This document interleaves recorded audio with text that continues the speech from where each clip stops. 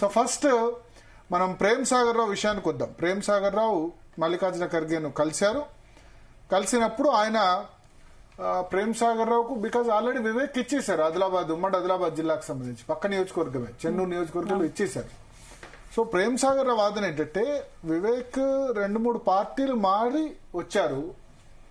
ఎందుకంటే అంతకుముందు కాంగ్రెస్ నుంచి బీఆర్ఎస్, మళ్ళీ బీఆర్ఎస్ నుంచి మళ్ళీ కాంగ్రెస్, మళ్ళీ కాంగ్రెస్ నుంచి బీఆర్ఎస్ వచ్చి ఆ తర్వాత బీజేపీ వెళ్లారు, ఆ తర్వాత కాంగ్రెస్కి వచ్చారు. కానీ కాంగ్రెస్ 10 సంవత్సరాల పాటు ఆపోజిషన్ లో ఉన్నా సరే నేను కాంగ్రెస్ పార్టీ పట్టుకుని ఉన్నాను కాబట్టి మీరు నాకు ప్రయారిటీ ఇవ్వాలి, నాకు ఎట్టి పరిస్థితుల్లో ఆయనకు మంత్రి పదవి ఇవ్వడంతో సంబంధం నాకు కూడా ఇవ్వాలి అని చెప్పి ప్రధానంగా డిమాండ్. అయితే ఇప్పుడు పెద్దపల్లి పార్లమెంట్ పరిధిలోనే 3 మంత్రులు ఉన్నారు.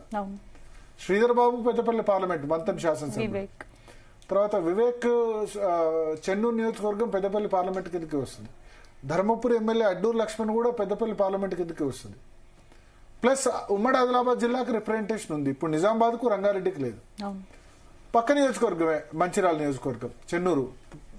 సో అందువల్ల చీఫ్ విప్ పదవి ఇస్తాము అని చెప్పి ఆఫర్ చేశారు. నిజానికి ప్రేమ్ సాగర్ రావు బట్టి విక్రమార్క తరపు క్యాండిడేట్.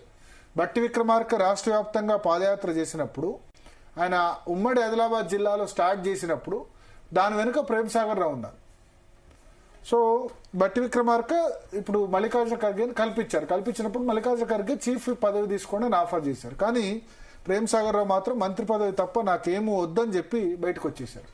సో అలిగి వెళ్ళిపోయారు. బట్టి విక్రమార్క అలిగినప్పుడు ఆయన్ని సముదాయించే ప్రయత్నం చేశారు. బట్ పార్టీలు మారిన వాళ్ళకి ఇస్తారు, బట్ నాకు మాత్రం ఎందుకు ఇవ్వరంటూ ఆయన ఆవేశంగా అక్కడ బయటికి వచ్చేసినట్టుగా తెలుస్తుంది.